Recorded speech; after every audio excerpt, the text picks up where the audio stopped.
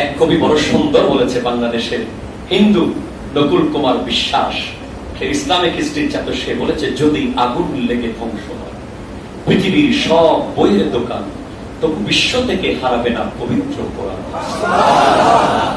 কি করে পূর্বে কোরআন আগুনের তেজ, আছে বিশ্ব জুড়ে লক্ষ লক্ষ কোরআনে হাফেজ। তারা ছাপাইয়া আসমানি গ্রন্থ বাঁচাবে ইসলামের মান। কোরআন এর বিরুদ্ধে বলে যারা, জানে না তাহারা এই গ্রন্থের প্রতি পৃষ্ঠা আল্লাহর ফেরেশতারা দিচ্ছে পাহারা। এটা আমার বিশ্ব নবীর সাধনার ধর্ম, কোনদিনও হবে না ম্লান। এরপরে বলেছেন কোরআন হলো এই পৃথিবীর জীবন্ত গ্রন্থ, তুমি প্রশ্ন করলেই উত্তর পাবে এমন প্রাণবন্ত। যদি প্রশ্ন করো কোরআন তুমি কোন মাসে আসিলা, উত্তর দিবে শাহরু রমাদান আল্লাযী উনজিলা। যদি প্রশ্ন করো কোরআন তোমার দেশের বাড়ি কই, উত্তর দিবে লৌহি মাহফুজ ঠিকানাহীন নই। এই কোরআন যারা ধারণ করেছে, যাদের কলবে কোরআন মুখস্থ আছে, তাদের কত দাম। পাক পাঞ্জাতন চ্যানেলে আপনাকে স্বাগত। লাইক, শেয়ার, কমেন্ট করে সাথেই থাকুন। আমি ব্যক্ত কণ্ঠে বলতে চাই, আমি ওই ধর্মের অনুসারী যেই ধর্মের মসজিদের সভাপতি বলেন, সেক্রেটারি বলেন, দেনেওয়ালা লেনেওয়ালা, যিনি বিল্ডিং দিয়েছেন, যিনি জায়গা দিয়েছেন, ওনারা সবাই মসজিদের গেট দিয়ে প্রবেশ করার আগে নিশ্চিত করবে আমি মসজিদের সভাপতি, সেক্রেটারি, জায়গার মালিক কিচ্ছু নই, আমি একজন সাধারণ মুসলিম। একটু জোরে কথা বলেন না ঠিক কিনা? আমি ওই ধর্মের অনুসারী যেই ধর্মের মধ্যে তোমার প্রতিবেশী উপবাস থাকলে তুমি রাত্রে যদি পেট ভরে খেয়ে ঘুমাও, তোমার নবী বলতেছে তুমি পরিপূর্ণ ইমানদার হতে পারো নাই। সেজন্য আমার আল্লাহ, আমার নবী আমাদেরকে একটা ইসলাম ধর্মকে, মুসলমানদেরকে একটা ফুড প্যাকেজ দিয়েছেন এই ঈদের দিন। এটা হলো জিয়াফাতুল্লাহ, আল্লাহর জিয়াফত, আল্লাহর দাওয়াত। সবাই সেদিন আল্লাহর জিয়াফতে অংশগ্রহণ করবে। সেদিন রোজা রাখা হারাম, সেদিন সবাই আল্লাহর মেহমান। এখন আল্লাহর মেহমান, তোমার সামর্থ্য আছে তুমি পায়েস খাবে, আমার সামর্থ্য আছে আমি পায়েস খাবো, আমি বিরিয়ানি খাবো, আমি কাচ্চি খাবো, কিন্তু আমার আরেক মুসলমান ভাই সে খাবে না। এটা কখনো হতে পারে না। এটা আমার নবী ফুড প্যাকেজ দিয়েছেন, সাদকাতুল ফিতর। এই সাদকাতুল ফিতর আপনি যথাযথ আদায় করবেন, এজন্য কারণ আপনি সাদকাতুল ফিতর আদায় করলেই ঈদের দিন আপনার আরেক মুসলমান ভাই তার ঘরেও পায়েসের ব্যবস্থা করতে পারবে।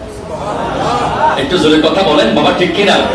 আমরা সাদকাতুল ফিতর দিতে চাই কি চাই না? আমরা প্রস্তুত আছি নাকি নাই? অবশ্যই আমরা সাদকাতুল ফিতর আদায় করব, এখন থেকে শুরু করতে হবে সাদকাতুল ফিতর। সাদকাতুল ফিতরের ব্যাপারে আমাদের অনেকগুলো মাসলা মাসাইল রয়েছে, বিশেষ করে তিন মাযহাবের ইমাম শাফিঈ, হাম্বলি, মালিকি, তিন মাযহাবের ইমাম বলেছেন যে সাদকাতুল ফিতর দিতে হবে খাবার দেওয়ার মাধ্যমে। আপনি আটার বস্তা দিয়ে আসবেন, অথবা চাউলের বস্তা দিয়ে আসবেন, অথবা গম, অথবা খেজুর, অথবা কিশমিশ, অথবা পনির, এগুলো আপনি খাবার দেবেন। কিন্তু আমি যে মাযহাবের অনুসরণ করি, এই পৃথিবীর মধ্যে সবচেয়ে সুন্দর এবং সহজ মাযহাব, যে মাযহাবের ইমামের নাম ইমাম আবু হানিফা রাহমাতুল্লাহি আলাইহি, যে মাযহাবের অনুসরণ করার কারণে কাল কিয়ামতের মাঠে কোরআন বলছে ইয়াউমা নাদউ কুল্লা উনাসিন বিইমামিহিম, কাল কিয়ামতের মাঠে প্রত্যেক ব্যক্তিকে তার ইমামের নাম ধরে ধরে ডাকা হবে। আমাদেরকে যখন বলা হবে ইয়া হানাফি, আমরা সবাই বলবো লাব্বাইক ইয়া আল্লাহ। আরো জোরে বলেন সুবহানাল্লাহ। এই দেখুন, আমি কেন হানাফি মাযহাবের অনুসারী, আপনি কেন হানাফি মাযহাবের অনুসারী? সমস্ত মাযহাবকে আমরা সম্মান করি, মানি, আমরা একটা মাযহাব অনুসরণ করি, হানাফি। ইমাম আবু হানিফা রাহমাতুল্লাহি আলাইহি বলছেন আমি যদি তাকে খাবার দেই, সে তো আটা পেল, সে গম পেল, কিন্তু তুমি তো রান্না করতেছো পায়েস, তুমি তো রান্না করতেছো কাচ্চি বিরিয়ানি, তখন তোমার সাথে তার ম্যাচিং হচ্ছে না। তার সন্তানদের মন চাচ্ছে তোমার ঘর থেকে যে কাচ্চি বিরিয়ানির খুশবু আসছে, তারও তো সন্তানদের মন চাচ্ছে তারাও সেটা থেকে রান্না করে খাবে। কিন্তু তুমি যে আটা দিলে, খাবার দিলে, সেটা আদায় হয়ে যাবে। কিন্তু তুমি যদি তাকে টাকা দিয়ে দাও, তাহলে সে তার মন মতো খাবার কিনে আনতে পারবে? একটু জোরে কথা বলেন না, ঠিক কিনা? আচ্ছা, এই খাবারটা যদি মাদ্রাসা, কোন মাদ্রাসা? মাদ্রাসা বর্তমানে দুই রকম, কথা কোন ঠিক কিনা বলেন? দুই রকমের মাদ্রাসা আছে। আমি আরেক রকম মাদ্রাসাটা কেমন, কি রকম, সেই ব্যাপারে আমি ব্যাখ্যায় যেতে চাই না। আপনারা নিউজে দেখেন, পত্রিকায় দেখেন, সব জায়গায় দেখেন। কথা কোন ঠিক কিনা?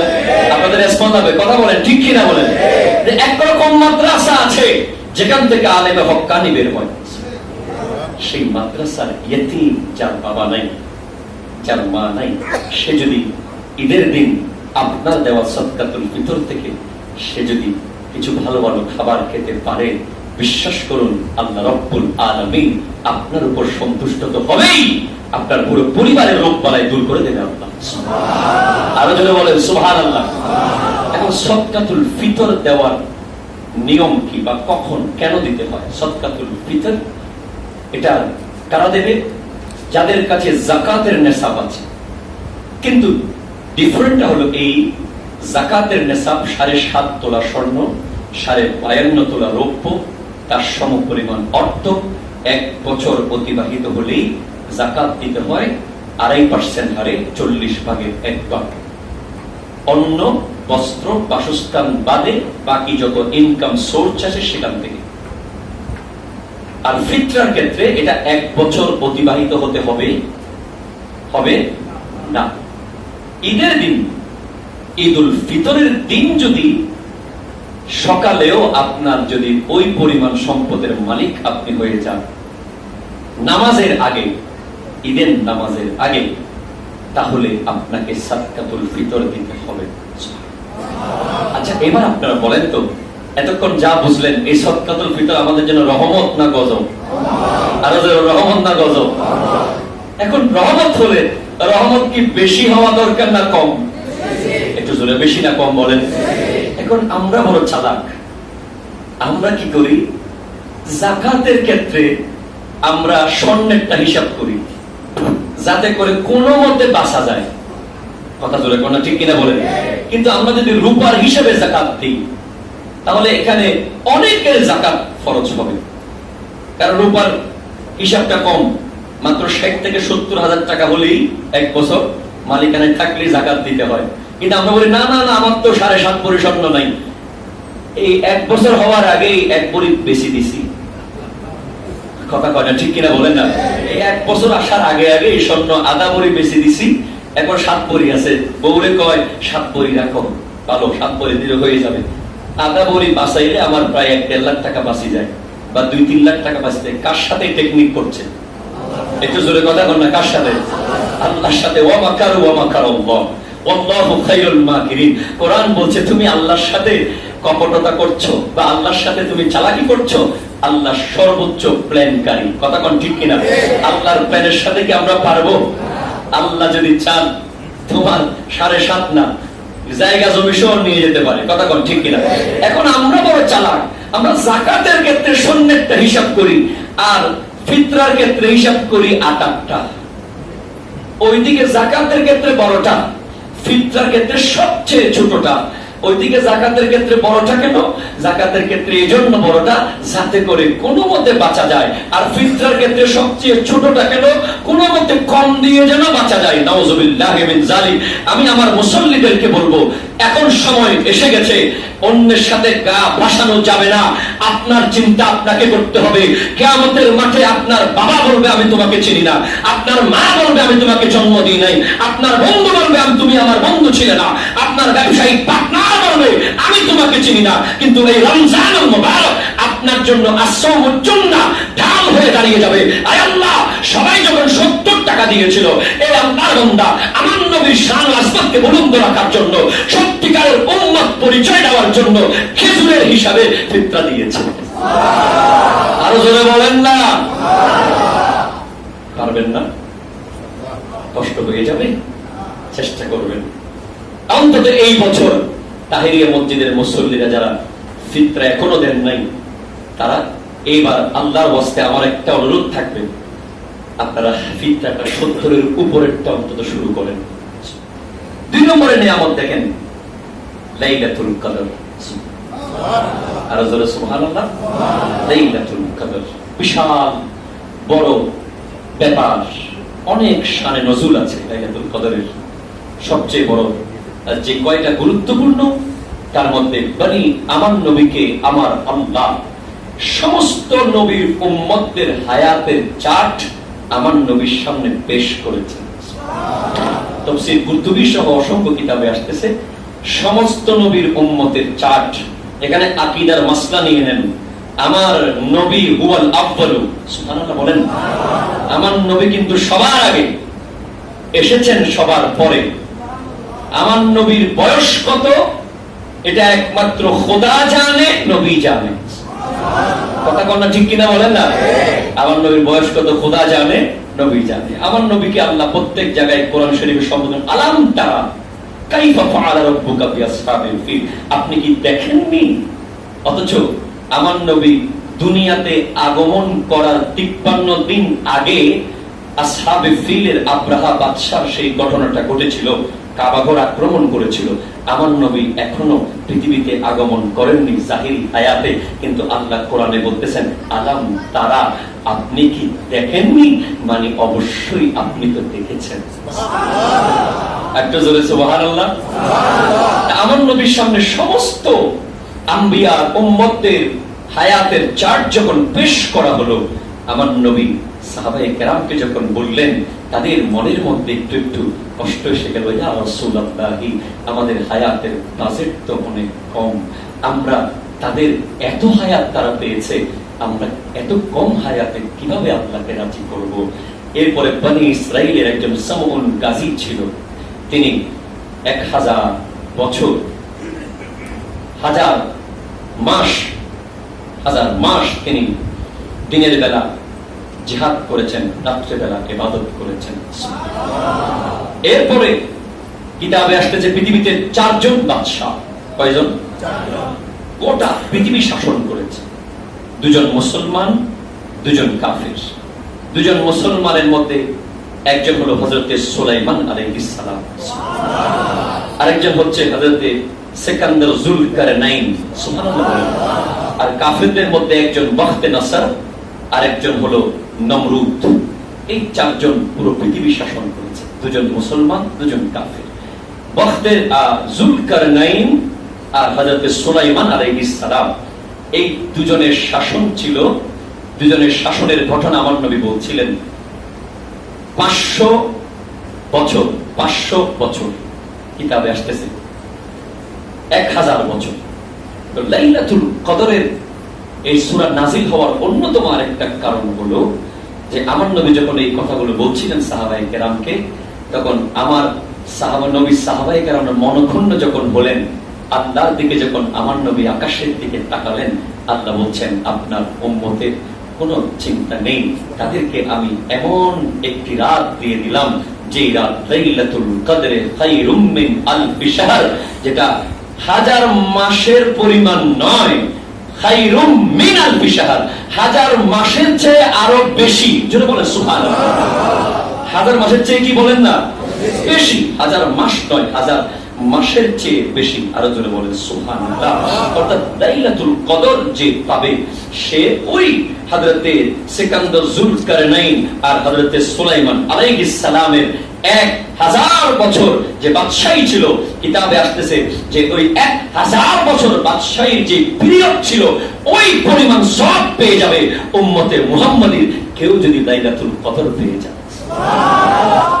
আর যে কয়দিন আছে, আজকে রাত, এরপরে 27 রাত, এরপরে 29 রাত, এই 3 রাত বাকি আছে। এই 3 দিন 3 রাত আমি আপনাদেরকে ছোট্ট একটা ওয়াজিফা দিয়ে দিই। এই 3 দিন 3 রাতে অন্তত একজন গরিবকে দান করবেন। যদি সেটা লাইলাতুল কদরে পড়ে যায়, তাহলে 1000 মাসের দানের সওয়াব পেয়ে যাবেন। সুবহানাল্লাহ। এই 3 দিন 3 রাত অন্তত এক্সট্রা অবশ্যই 12 রাকাত করে নফল নামাজ পড়ার চেষ্টা করবেন, অন্যান্য ইবাদত করবেন, কোরআন তিলাওয়াত করবেন, অন্তত 2টা রাকাত নামাজ 3 দিন 3 রাত পড়বেন। যদি 2 রাকাত নামাজটা লাইলাতুল কদরের ভিতরে পড়ে যায়, তাহলে আপনি 1000 মাসের ইবাদতের সওয়াব পাবেন। এই 3 দিন 3 রাত আপনি অন্তত আপনার একজন আপনজনকে একটু সহযোগিতা করবেন খবর নিয়ে, যদি সেটা লাইলাতুল কদরে পড়ে যায় আপনি 1000 মাসের ইবাদতের সওয়াব পেয়ে যাবেন। এই 3 দিন 3 রাত অন্তত এক পারা কোরআন শরীফ পড়ার চেষ্টা করবেন, অন্তত এক পারা। কেউ যদি তাও না পারেন এক পৃষ্ঠা করেও পড়বেন, যারা এখনো পড়েন নাই, এই 3 দিন 3 রাত, যাতে করে লাইলাতুল কদরে যদি পড়ে যায় তাহলে 1000 মাসের তেলাওয়াতের সওয়াব পেয়ে যাবেন। যে লাইলাতুল কদর যেটা 27 রমজান, যেটা দিবাগত রাত 26, ওটা কিন্তু অত্যন্ত ঝাঁকজমক ভাবে আয়োজন হয়। ঝাঁকজমক ভাবে মানে নাচানাচি না, কোন ধরনের ইসলাম বিরোধী কোনো কাজ না, মেলা মজলিস না, হ্যাঁ, ছেলেদের আতশবাজি নয়। ঝাঁকজমক বলতে ইবাদতের মধ্যে ঝাঁকজমক। আরো জোরে বলেন সুবহানাল্লাহ। নাতে রাসূল হয়, তাকরীর বয়ান হয়, 12 রাকাত নামাজ নফল নামাজ বা জামাত আদায় হয়, এবং সমস্ত মুসল্লিরা লাইলাতুল কদরের দিন মসজিদে উপস্থিত হয়ে যায়। এই বছর কেমন হবে আমি জানি না, তবে আল্লাহ যদি আমাকে এখানে রাখে, আমি আশা করব আগামী বছর থেকে লাইলাতুল কদর, লাইলাতুল বারাত, লাইলাতুল মেরাজ এগুলো আমরা অত্যন্ত আনন্দ চিত্তে, অত্যন্ত মহাব্বতে আমরা মসজিদে এসে আদায় করব। ইনশাআল্লাহ পারবো তো আমরা? অনেকে আপনাকে বলবে বরাত কোথায় আছে, মেরাজ কোথায় আছে, দলিল কি? আপনাকে আমি সহজ কথা বুঝিয়ে দিই, ইসলাম কঠিন নয়, ইসলাম সহজ। আপনি সহজ কথায় তাদেরকে একটা জবাব দিয়ে দিবেন, ভাই দলিলের দরকার নাই, কারণ নামাজটা তো আমি আল্লাহর জন্যই পড়তেছি। একটু কথা বল না, ঠিক কিনা বলেন?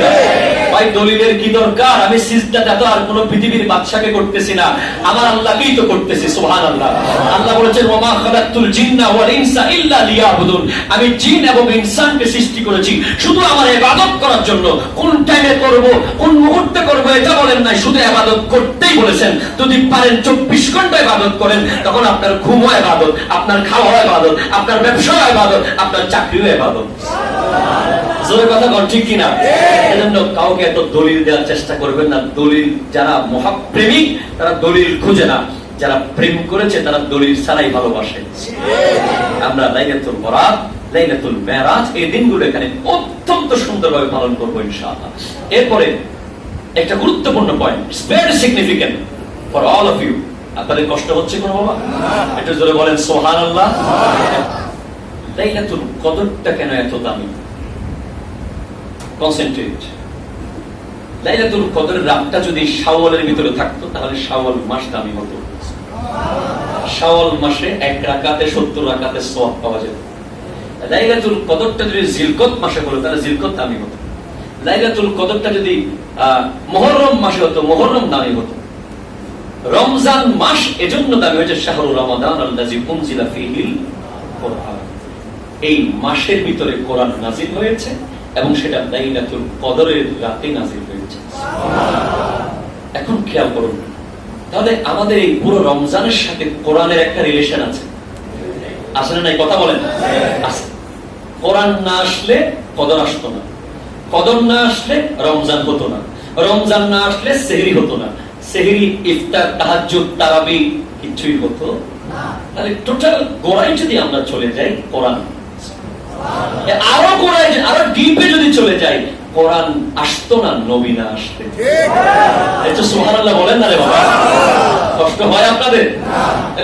আমার নবী না আসলে কোরআন আসতো, কারণ কোরআনকে রিসিভ করার মতো পাওয়ার একমাত্র আল্লাহ আমার নবীকে দিয়েছেন। পাহাড় বলেছে আমি পারবো না, সাগর বলেছে আমি পারবো না, নবী বলছেন আমি পারবো। আমার নবী ঘেমে যেতেন, আমার নবী অনেক কষ্ট পেতেন যখন নাজিল হতো।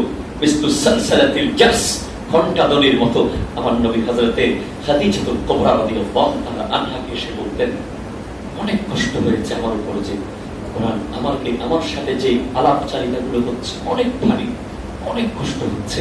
ইয়া রাসূলুল্লাহ, আপনি ধৈর্য ধারণ করুন, আল্লাহ আপনাকে সবচেয়ে শ্রেষ্ঠ নিয়ামত দিচ্ছে, যেটা কিয়ামত পর্যন্ত লেটেস্ট থাকবে। সুবহানাল্লাহ। আরো জোরে বলেন সুবহানাল্লাহ। সুবহানাল্লাহ। এটা দেখালেই মক্কার কাফেররা, বড় বড় কবিরা, মক্কা, ইমরাউল কাইস, মুহালহিল ইবনে সালাম, যাদের কাব্যিক দক্ষতা, যাদের সাহিত্যিক প্রজ্ঞার সামনে গোটা পৃথিবী মাথা ঝুঁকিয়েছে, যেই মাত্র আমার দয়াল নবী তাদের সামনে বলা শুরু করে দিলেন, ওয়াদ্দুহা ওয়াল লাইলি ইযা সাজা মা ওয়াদ্দাকা রাব্বুকা ওয়া মা ক্বালা ওয়ালাল আখিরাতু খায়রুল লাকা মিনাল উলা ওয়ালা সাওফা ইউতিকা রাব্বুকা ফাতারদা আলাম ইয়াজিদকা ইয়াতীমান ফাআওয়া ওয়া ওয়াজাদাকা দাল্লান ফাহাদা। তারা বলে আপনার কদমে মাথা ঝুঁকিয়ে দিলাম। এই কথাগুলো কোনো মানুষের হতে পারে না, এটা আল্লাহর কথা। জোরে বলেন সুবহানাল্লাহ। এবং আরেকটা গুরুত্বপূর্ণ বিষয় হলো, এই কোরআনের মাস আমাদের থেকে চলে যাচ্ছে। আমরা যেন আমাদের অনেকে আমরা দেখি তারাবি শেষ হয়ে গেলে নামাজ শেষ, কথা কয় না, ঠিক কিনা বলেন? রমজান শেষ হলেই যেন নামাজ, রোজা, হজ, যাকাত ইত্যাদি সব শেষ নয়, এটা হতে পারবে না। আপনারা কোরআনের ব্যাপারে আমি আপনাদের একটা গুরুত্বপূর্ণ কথা বলি। আমাদের দেশে বাংলা কোরআনের উচ্চারণ, বাংলা উচ্চারণের কোরআন আমরা পড়ি, অনেকের ঘরে আছে। এই মেসেজটা আপনারা কখনো খেয়াল করেননি? এই বাংলা উচ্চারণের কোরআন পড়তে গিয়ে আমরা অনেকে কুফরি করে ফেলতেছি, কাফের হয়ে যাচ্ছে, আমরা জানি না কেন। মনে করেন আলহামদু, আল লিল্লাহি রাব্বিল আলামিন, এটা হচ্ছে আলহামদু, আল এখান থেকে হা হা। আর কেউ যদি এটা আলহামদু না বলে শুধু আল হামদু বলে, অর্থ হয়ে যাবে সমস্ত মৃত্যু আল্লাহর জন্য। আরো জোরে নাউজুবিল্লাহ জোরে বলেন না। আলহামদু বললে, হ্যাঁ আলহামদু, হা হা হা, আলহামদু যদি বলেন তাহলে হবে সমস্ত প্রশংসা আল্লাহর জন্য। আর যদি বলেন শুধু আলহামদু তাহলে হবে সমস্ত মৃত্যু আল্লাহর জন্য। ঈমান আছে? অজান্তে যারা করেছেন আল্লাহ তাদেরকে মাফ করুন, আমিন আমিন। কিন্তু আমি অনুরোধ করব, এরপরে আপনারা খেয়াল করেন দোয়া মাসুরা আছে না? দোয়া করুন, আল্লাহুম্মা ইন্না নাস্তাঈনুকা ওয়া নাস্তাগফিরুকা ওয়া নু'মিনু বিকা ওয়া নাতাওয়াক্কালু ওয়া নাশকুরুকা। কেউ যদি ওয়ালা নাকফুরুকা বলে, ওয়ালা নাকফুরুকা, ওয়ালা নাক লানাক লানাক যদি কেউ বলে, অর্থ হবে অবশ্যই আমরা আপনার কুফরি করি। নাউজুবিল্লাহ জোরে বলেন না, আরো জোরে নাউজুবিল্লাহ বলেন। অবশ্যই বলতে ওয়ালা নাকফুরুকা, ওয়ালা নাকফুরুকা, লা নাকফুর, লা নাকফুরুকা। খেয়াল করে একটা ছোট লামটাকে আপনি লা বললে উত্তর হবে আপনার কুফরি আমরা করি না। আর যদি লানাকফুরুকা বলেন অবশ্যই কুফরি করি। আরবি ব্যাকরণের মধ্যে একটা লামের তাকিদ আর একটা লায়ে নফি। একটা লাম দৃঢ়তা বোঝায়, আরেকটা লাম না বোধক বোঝায়। এখন কোনটা আপনি বলতেছেন আপনিও জানেন না, কারণ বাংলা যখন আপনি উচ্চারণ করতে গেলেন, হায়ের ক্ষেত্র হওয়াকার হা, হায়ের ক্ষেত্র হওয়াকার হা, লায়ের ক্ষেত্র লাইক আল্লাহ, লায়ের ক্ষেত্র লাইক আল্লাহ, লওয়াক আল্লাহ। কথা বলা ঠিক কিনা? এটা আপনি কেমনে বুঝলেন? ইনশাআল্লাহ আপনারা দোয়া করেন, আমরা চেষ্টা করব আমাদের কাহিয়া কমপ্লেক্স আঞ্জুমান ট্রাস্টের মাধ্যমে একটা বাংলা অনুবাদ উচ্চারণ বের করতে, যেখানে আমরা প্রত্যেকটা জায়গায় ফাইন্ড আউট করে দেবো এখানে কোন হা। এইভাবে করতে হবে, অনেক বড় কাজ হবে আপনাদের সহযোগিতায়। কিন্তু আপনাদের কাছে আকুল আবেদন, রমজানের পরে মসজিদের আমাদের ইমাম সাহেব আছে, মুয়াজ্জিন সাহেব আছেন, ওখানে ওলামায়ে কেরাম আছেন, ভাই আপনার চিন্তা আপনাকে করতে হবে। আমরা 27 তারিখ লাইলাতুল কদর কেন বলি, সেখান থেকে আসছিলাম। ইমাম আবু হানিফা রাহমাতুল্লাহি আলাইহি গবেষণা করে দেখলেন যে ইন্না আনজালনাহু ফি লাইলাতুল কদর, এই আয়াতের মধ্যে হিয়া হাত্তা মাতলাইল ফজর, এই হিয়া শব্দটা 27 নম্বর শব্দ। আরো জোরে বলেন না সুবহানাল্লাহ। ওই সূরার ভিতরে 27 নম্বর শব্দ কি? হিয়া। হিয়া মানে লাইলাতুল কদর। এরপরে এখানে লাইলাতুল কদর শব্দটা 3 বার এসেছে এই সূরার মধ্যে। 9টা করে অক্ষর, কয়টা অক্ষর? 9টা। তো 3 বারে 3 নং কত হয়? 27। এভাবে উনি সমাধান দিয়েছেন। তারপরে আমরা প্রত্যেক বেজুরাতে তালাশ করব। আজ আর সামনে যাচ্ছে না, আল্লাহ তাআলা আজকে জুমাতুল বিদা আমাদের থেকে চলে যাবে। আল্লাহ যেন আমাদের সকলকে আগামী বছর হায়াতে বাঁচিয়ে রাখেন, যাতে আবার জুমাতুল বিদায় আমরা উপস্থিত হতে পারি। আমিন বলেন। আরো জোরে বলেন আমিন। আসসালামু আলাইকুম ওয়া রাহমাতুল্লাহি